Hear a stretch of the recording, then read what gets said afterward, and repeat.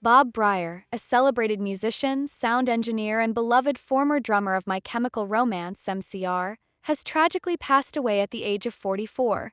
Found lifeless in his Tennessee home, his body had been badly decomposed, indicating that he had been dead for some time before being discovered. Last seen alive on November 4th, Bryar's sudden demise has left fans, colleagues, and loved ones in a state of shock and mourning. Authorities are currently investigating the cause of death, but no foul play is suspected. Reports indicate that all his firearms were untouched, ruling out certain scenarios and leaving the exact circumstances of his death shrouded in mystery. Born on December 31, 1979, in Chicago, Illinois, Bob Bryar grew up surrounded by the sounds of a vibrant city and the steady rhythms of a supportive family. His love for music blossomed early in life, encouraged by parents who recognized his talent and nurtured his budding creativity. As a child, Bryar was drawn to percussion, captivated by the raw, visceral energy of drumming. He joined his school's marching band, where his innate sense of rhythm and timing quickly set him apart. Through rigorous practice and dedication, Bryar honed his craft, developing a technical precision that would later become a hallmark of his drumming style. These early experiences weren't merely extracurricular activities, they were the foundation of a lifelong passion. As a teenager, Bryar immersed himself in the music of bands that would later influence his own artistic style.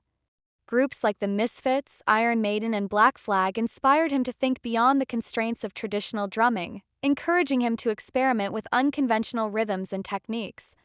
Music became more than just a pastime for Bryar. It was his identity, a language through which he expressed his deepest emotions and connected with the world around him. His teenage years were marked by hours spent practicing in his garage, dreaming of a future where he could share his music with the world. After high school, Bryar pursued formal education in sound engineering at the University of Florida. His decision to study the technical aspects of music demonstrated his desire to understand the art form from every angle. Bryar wasn't content with being just a performer. He wanted to master the science behind the music, to know how sound could be manipulated to evoke emotion and tell stories. This dual expertise as both a musician and a sound engineer would later set him apart in an industry often divided between performers and technicians. Upon graduating, Bryar found work as a touring sound engineer, a role that allowed him to travel extensively and work with various bands. One of his most notable early gigs was with The Used, a popular emo band whose raw, emotional sound resonated deeply with fans. While working with The Used in 2004, Bryar crossed paths with My Chemical Romance (MCR), a band that was also making waves in the alternative music scene. Two groups were touring together, and Bryar quickly struck up a friendship with the members of MCR. At the time, MCR was on the cusp of mainstream success, their theatrical performances and emotionally charged lyrics setting them apart in a crowded field. When MCR's founding drummer, Matt Pellissier, left the band shortly after the release of their second studio album, 3 Cheers for Sweet Revenge, Bryar was invited to join as his replacement. For Bryar, it was an opportunity that came with significant risks. Reflecting on the decision years later, he said, "I left a very good touring gig where I was tour managing and doing sound. I left that job to join a band that was filthy, had Hawaii gear, a smashed-up smoking death trap van, and was poor. They smelled bad too. I was so happy to receive the offer. Long before we recorded Welcome to the Black Parade, I knew that MCR were special and I wanted in. I wanted to help evolve the band and be able to shred with them every night."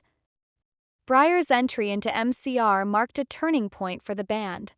His drumming brought a new level of technical sophistication to their music, elevating their sound and adding depth to their live performances. With Bryar on drums, MCR released The Black Parade in 2006, a concept album that would become their magnum opus. The album told the story of the patient, a character navigating death and the afterlife, and its grandiose themes were matched by equally ambitious instrumentation. Songs like Welcome to the Black Parade, I Don't Love You, and Famous Last Words showcased Bryar's ability to balance intricate rhythms with raw emotional power. His drumming was more than just a backdrop, it was a driving force that carried the narrative forward. The success of the Black Parade catapulted MCR into the mainstream, earning them a devoted fan base and critical acclaim. For Bryar, the experience was both exhilarating and surreal. He once described playing a sold-out show at Madison Square Garden as a career-defining moment, saying, "I think my last huge memory was playing MSG to end the tour. I never thought that would ever happen to me, and I still can't believe that was for real." After the success of the Black Parade, MCR continued to push creative boundaries with their next album, Danger Days: The True Lives of the Fabulous Killjoys, 2010. The album was a bold departure from their earlier work, embracing a more colorful and eclectic aesthetic. Bryar's drumming adapted seamlessly to the new style, demonstrating his versatility and commitment to the band's vision. However, the relentless pace of touring and recording began to take its toll. By 2010, Bryar decided to leave the band, citing personal and professional differences.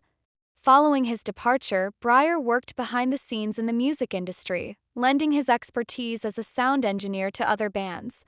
In 2014, he made the surprising decision to transition into real estate, a move that allowed him to step away from the limelight and focus on a quieter life. Although he had distanced himself from the music industry, Bryar's love for animals remained a central part of his life. He became actively involved in dog rescue charities, dedicating his time and resources to supporting shelters and adoption initiatives.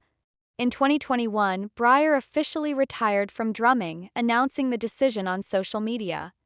"I'm permanently closing the book on my drumming days. I have too many wrist issues, I'm too old, too fat, and it's time for something new," he wrote. Despite the bittersweet nature of the announcement, Bryar's humor and self-awareness shone through, endearing him to fans who admired his honesty.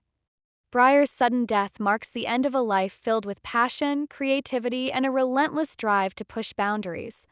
His two dogs, who were retrieved by animal control after his body was discovered, are a poignant reminder of the compassion and love he brought into the world. For those who knew him, Bryar was more than just a drummer. He was a friend, a mentor, and a man who lived life on his own terms. As fans and colleagues mourn his passing, they reflect on the profound impact he had on the music industry and beyond. Bryar's contributions to the Black Parade and Danger Days remain a testament to his talent and dedication. His work continues to inspire a new generation of musicians and fans, ensuring that his legacy endures. Bob Bryar's story is one of passion, perseverance, and the pursuit of artistic excellence. Though he is no longer with us, his spirit lives on in the music he created, the lives he touched, and the memories he leaves behind. For those who loved him, his drumming will forever echo in the anthems that defined a generation. Well guys, what are your thoughts? Do tell us in comment section below. Thanks for watching.